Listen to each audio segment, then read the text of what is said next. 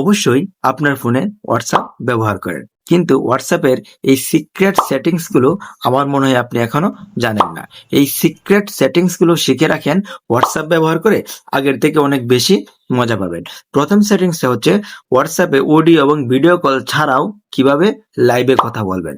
আর দ্বিতীয় সেটিংসটা হচ্ছে আপনার হোয়াটসঅ্যাপ অ্যাকাউন্টটি অন্য কোনো ফোনে বা অন্য কোনো ডিভাইসে অন্য কেউ গোপনে লগ ইন করে রেখেছে কিনা সেটা আপনি কিভাবে চেক করবেন। তো দেরি না করে চলেন ভিডিওটা শুরু করা যাক। Let's go.